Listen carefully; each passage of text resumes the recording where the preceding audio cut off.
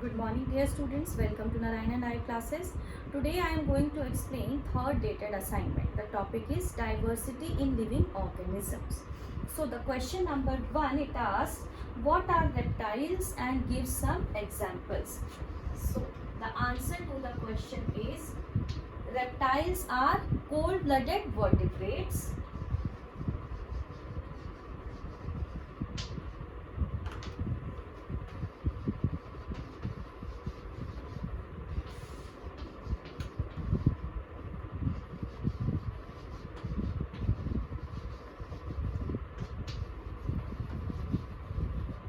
They are cold-blooded vertebrates which crawl on land, okay?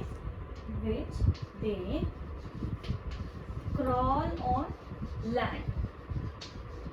So their movement is termed as crawling. Fine. The example of the reptiles are snakes,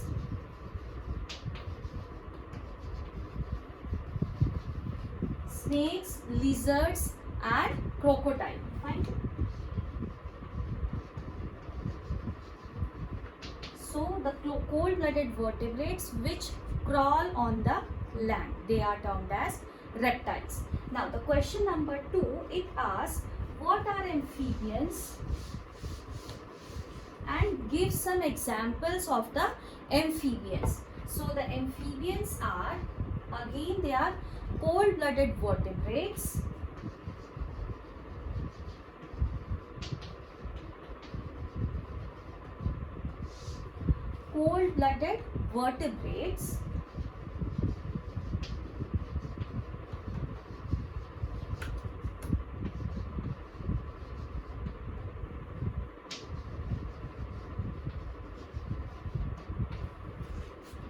without scales, and the special thing about amphibians is they can live on land as well as in water.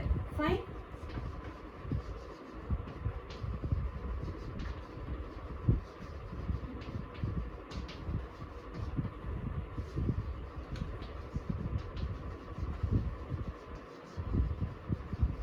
They can live on land as well as in water.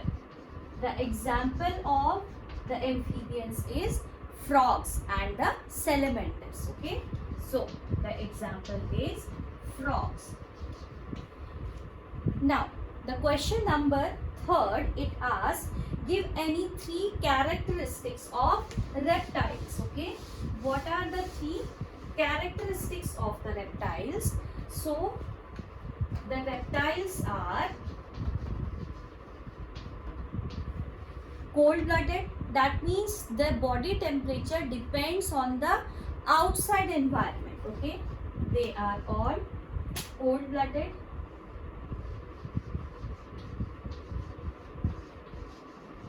Cold-blooded animals which their body temperature depends on the outside. If the outside temperature is warm, their inside body temperature will be warm. If the outside is very cold, their body temperature, so that they cannot regulate their own body temperature. Their body is covered with scales or scutes, and they are all oviparous. That means they are egg laying animals. They lay eggs. Okay. So these are the 3 characteristics: cold-blooded, having scales and oviparous. Now the question number 4, to which class do turtles belong? Fine. Turtles belong to which class? So the answer is turtle belongs to class Reptilia. They are all, turtles are reptiles. Now the question number 5, it asks study of both amphibians and reptiles is dash. So the study of both amphibians and reptiles is termed as herpetology. That is termed as herpetology. Fine. Now the question number 6 is asked, dash chambered heart is present in crocodile. answer is crocodile has 4-chambered heart. Okay, 4-chambered heart. 4-chambered heart means the oxygenated and deoxygenated blood is separated. Okay, they are not allowed to mix inside the heart. So crocodile has 4-chambered heart. The question number 7, respiratory organs in reptiles are dash. So the respiratory organs in reptiles are lungs. Okay, so reptiles are all land animals, and land animals breathe with the help of lungs. So the respiratory organs in reptiles are lung. Now the question number 8, scientific name of tree frog is. So the scientific name of the tree frog is Hyla. Okay, the scientific name of tree frog is Hyla, Hyla. Tree frog means the frog which lives on tree. Now the question number 9, it asks that the larval stage of the frog is dash. So the larval stage of the frog is termed as tadpole. That is termed as tadpole.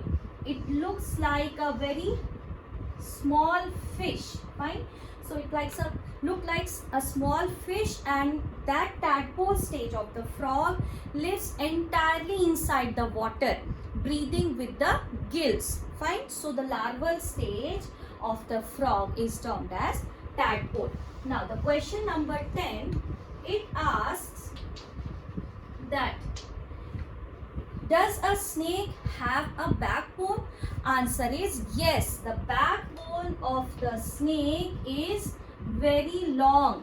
It has a very long backbone made up of 200 to 400 vertebrae. Fine. It is made up of 200 to 400 vertebrae.